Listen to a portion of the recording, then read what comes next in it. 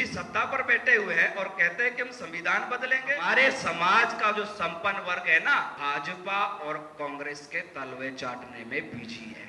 जब जब मोदी को लगेगा कि दलित एकता आ रही है, अंबेडकरवाद बढ़ रहा है, तब तक वो दलितों को देश के मुखियाओं के पद पर बिठा देगा। और जब बात आएगी कि भाजपा आरएसएस दलितों के साथ अत्याचार कर रहे हैं, तो वो एक ही बात बोलेंगे, काहे का अत्याचार कर रहे हैं भाई, हमने तो दलितों को राष्ट्रपति तक बना दिया। समाज का पढ़ा लिखा वर्ग ही उन कुरीतियों को दूर कर सकता है जिसके चंगुल में हम 5000 सालों में फंसते आए। जिसने तलवे चाटने हैं वो भी मरेगा और जो टक्कर लेगा वो भी मरेगा। स्टूडेंटों के साथ जाति के आधार पर, धर्म के आधार पर भेदभाव किया जाता है, तो भारत में कोई भी छात्र संगठन नहीं है जो उनकी आवाज को उठा सके। भारत में आज भी जाति के आधार पर पानी पीने पर एक बच्चे को पीटकर मारा जाता है, कोई छात्र संगठन रैलियां नहीं करता। भारत में आज भी मूछें रखने पर किसी को गोली मारकर हत्या कर दी जाती है, कोई छात्र संगठन आवाज नहीं उठाता। भारत में आज भी शिक्षा के आधार पर जो आरक्षण का जो प्रावधान हमारे संविधान में है, कोई भी छात्र संगठन उसकी आवाज नहीं उठाते कि रोस्टर सिस्टम जो दिया गया है उन सीटों को भरा जाए। इसीलिए आज हमारे संगठन की आवश्यकता है। आपको एक बात और बता दूं कि हम ऐसे देश में रह रहे हैं जहां पर जाति के आधार पर आज भी भेदभाव किया जाता है। हम ऐसे समाज से आ रहे हैं जिनके पास आर्थिक, सामाजिक, राजनीतिक समानता नहीं है, और हम ऐसे समाज से आ रहे हैं जो पढ़ा लिखा नहीं है। आपको एक बात बता दूं कि आज भी हमारे बुजुर्ग उसी ढोंग, अंधविश्वास, पाखंड में फंसे हुए हैं, लेकिन उसमें मैं उनका कसूर नहीं मानता। यदि मेरे पिताजी या मेरे दादाजी ढोंग या पाखंड में आज भी फंसे हुए हैं, उसमें उनका कसूर नहीं है, क्योंकि वो तो अनपढ़ थे, उनके अंदर तार्किक सोच नहीं थी, शिक्षा की कमी थी। लेकिन अगर हमारे पढ़ने के बावजूद भी हम लोग ढोंग और पाखंड में फंस रहे हैं, इसके लिए हम खुद जिम्मेवार हैं। मेरे माता पिता ने मुझे पढ़ाया क्योंकि उनको पता है जो दिन समाज में उन्होंने देखे हैं वो दिन हमको ना देखना पड़े, इसीलिए उन्होंने हमको शिक्षित किया। लेकिन हम लोग क्या कर रहे हैं? शिक्षा लेने के बाद भी खामोश बने हुए हैं। हमारे कुछ जाति के आधार पर आगे आकर लड़ने में शर्म महसूस होती है। यहां तक कि कुछ लोग तो साथियों इतना तक बताते हैं कि यार हमसे कुछ नहीं हो पाएगा, हमारे पास ना सत्ता है ना लेना देना, हमसे नहीं हो पाएगा, हम मजबूत नहीं है। अरे एक बार भी शर्म नहीं आए तुमको ये सब बोलते हुए कि हम कुछ नहीं कर पाएंगे? आपको पता है बाबा साहब भीमराव अंबेडकर जी ने उस वक्त संघर्ष किया था जब ना हमारे को वोट देने का अधिकार था, ना राजनीति में हमारी पकड़ थी, ना संविधान हमारी रक्षा करता था, ना पुलिस प्रशासन हमारी सेवा के लिए होते थे, राज भी अंग्रेजों का था, मनुवादी व्यवस्था चरम सीमा पर थी। बाबा साहब अंबेडकर जी ने उस समय संघर्ष करके भारत देश का संविधान लिखा, और आज हम लोग संविधान हमारी रक्षा करता है, सरकारों को हम ही बनाते हैं, हम ही बिगाड़ते हैं। हमारे को वोट लड़ने का, वोट देने का, चुनाव लड़ने का पूरा अधिकार है। उसके बावजूद भी अगर हम ये बोलते कि हमसे कुछ नहीं होता तो हमें डूबकर मर जाना चाहिए।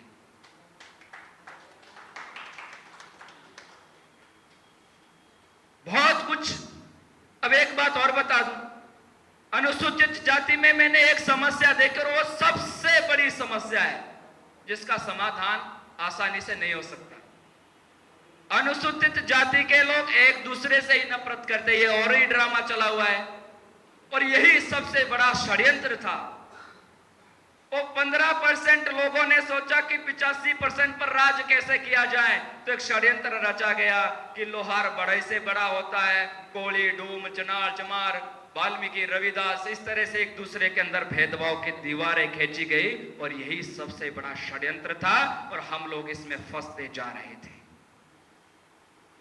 यदि मिशन में जुड़ना है, देखो मैं वाल्मीकि जी को बहुत आदर्श मानता हूं, रविदास जी को बहुत आदर्श मानता हूं, ये हमारे महापुरुष थे, पर यदि मिशन में जुड़ना है, एकता लानी है, तो सबसे पहले अपने जाति पर गुरूर और घमंड करना छोड़ देना पड़ेगा। क्योंकि जिस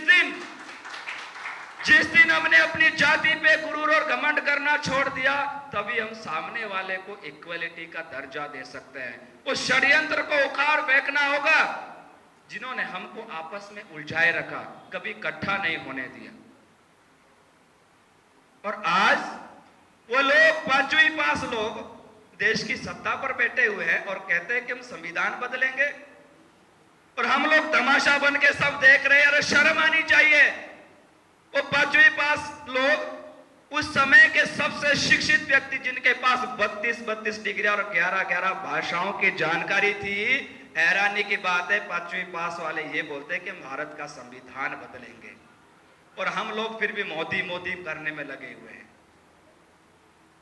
आखिर कब तक हम ये मूक दर्शक बने बैठेंगे? कब हम एकता के सूत्र में बंधेंगे? पर एक बात और बता दूं साथियों, हमें बहुत ज्यादा मेहनत करने की आवश्यकता है, क्योंकि एक तो हम आर्थिक, राजनीतिक और सामाजिक रूप से मजबूत नहीं है, और दूसरी बात बता दूं, हमारे समाज का जो संपन्न वर्ग है ना, वो भाजपा और कांग्रेस के तलवे चाटने में बिजी है। सबसे बड़ी कमजोरी का कारण, जब मोदी को लगेगा कि दलित एकता आ रही है, अंबेडकरवाद बढ़ रहा है, तब तक वो दलितों को देश के मुखियाओं के पद पर बिठा देगा, राष्ट्रपति जैसे पद दे देगा, और वो राष्ट्रपति एक रबड़ स्टाम्प होगा मोदी का। और जब बात आएगी कि भाजपा आरएसएस दलितों के साथ अत्याचार कर रहे हैं, तो वो एक ही बात बोलेंगे, काहे का अत्याचार कर रहे हैं भाई? हमने तो दलितों को राष्ट्रपति तक बना दिया। हिमाचल प्रदेश के तो प्रदेश के अध्यक्ष ही दलित थे, और सबसे बड़ा जाति के आधार पर वहां पर, मैं ऐसे प्रदेश से आता हूं जहां पर दलितों की ही शादी होती है, दलितों का ही सब कुछ खर्च होता है, और उसी दलित को शादी में ये बोला जाता है तू अलग लाइन में बैठेगा और हम लोग अलग लाइन में बैठेंगे। लेकिन कसूर किसका है? हमारा। बाबा साहब अंबेडकर जी अक्सर कहा करते थे कि जुल्म करने वाले से बड़ा अपराधी तो चुपचाप जुल्म को सहने वाला होता। और मैं भी यही कहना चाहूंगा कि जातिवाद का जहर आखिर पिएंगे कब तक? घुट घुट कर हम भी जिएंगे कब तक? अभी भी वक्त है कुछ करा जाए। घुट घुट कर जीने से अच्छा तो शान से लड़कर मरा जाए। 100 बार बढ़िया है अगर शान से मरना पड़े। मौत सबको आएगी। जिसने तलवे चाटने हैं वो भी मरेगा, और जो टक्कर लेगा वो भी मरेगा। कमी अक्सर एक देखी जाती है, सब लोग भगत सिंह को पसंद करते हैं, पर अपने घर में नहीं, दूसरों के घर में पसंद करते हैं। शिक्षा का सदुपयोग तो दोस्तों हमें करना ही होगा। ये बात आप याद रखें, बिना शिक्षा के कुछ भी संभव नहीं है। और हमारे सर के ऊपर, मैं ये बोलता हूं बीएसएफ इसीलिए जरूरी है, हमारे सर के ऊपर इतना बड़ा जिम्मा है जिसको हम हल्के में ले रहे हैं। हम समझते हैं कि हम लोग यहाँ पर रैली कर देंगे, समाज में शायद परिवर्तन हो पाएगा। अरे हजारों साल की व्यवस्था से हम टक्कर ले रहे हैं। बेशक मैं महर्षि मनु को बेकार मानता हूं, जातिवाद का जनक मानता हूं, पर उसके दिमाग को मैं सैल्यूट करता हूं जिसने इतना बड़ा षड्यंत्र बनाया कि जो हम 5000 साल में भी उस षड्यंत्र से बाहर नहीं निकल पा रहे हैं। उसके दिमाग को मैं सैल्यूट करता हूं। और हम लोग कहते हो कि आरक्षण से देश बर्बाद हो रहा है। अरे किसने कहा देश बर्बाद हो रहा है? हालांकि इन्होंने रामायण के साथ, गीता के साथ छेड़खानी की होगी, अपने हिसाब से धर्म के आधार से मॉडिफाइड बनाया होगा, लेकिन रामायण के रचयिता कौन थे? महर्षि वाल्मीकि। वो खुद दलित थे। गीता के रचयिता कौन थे? वेद व्यास जी। इनके ही अनुसार वो भी दलित थे। और जब मौका मिला देश के संविधान लिखने का, तो पता करो जरा, बाबा साहब भीमराव अंबेडकर भी दलित ही थे। हम लोगों में टैलेंटों की कमी नहीं है, कमी सिर्फ एक बात की है कि हमें अवसर नहीं दिया गया, मौका नहीं दिया गया। हमारे सर के ऊपर इतना जिम्मा है। बीएसएफ इसलिए भी जरूरी है कि कहते हैं कि छात्र देश का भविष्य होता है। छात्र देश की रूपरेखा निश्चित करता है कि इस देश का वास्तविकता क्या है, या ये देश किसकी तरफ जाएगा, या इस देश का भविष्य में क्या होने वाला है, ये सब छात्र निश्चित करते हैं। क्योंकि समाज का जो होता है ना, ब्रेन पावर होती है, वो छात्र होता है। और क्यों ना हम इस देश का भविष्य बाबा साहब भीमराव अंबेडकर जी के द्वारा बनाए गए संविधान के अनुसार निश्चित करें।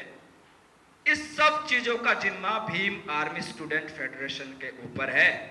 भीम आर्मी काम कर रही है, आजाद समाज पार्टी एक पेड़ है और भीम आर्मी स्टूडेंट फेडरेशन उसका एक बीज है, उसका एक पौधा है जो आम आदमी के दिमाग में बीजा जाएगा।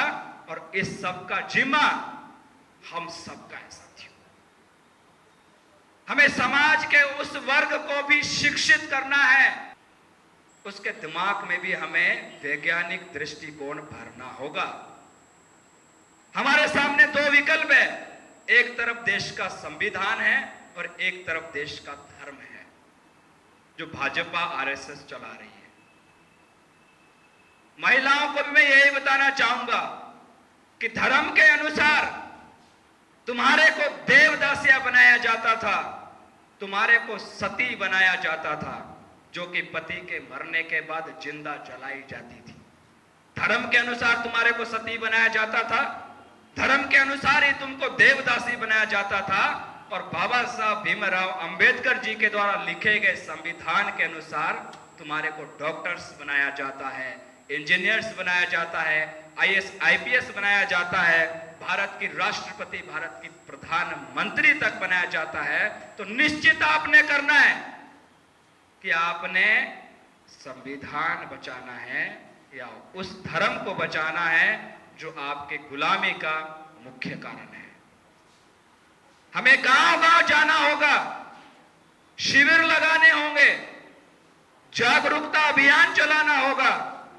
हो सकता है इसमें आपकी जाने भी जाए, लेकिन मैं अक्सर वही बात करता हूं कि मरना सबको ही है, तलवे चाटने वाले को भी मरना है और संघर्ष करके लड़ने को भी मरना है।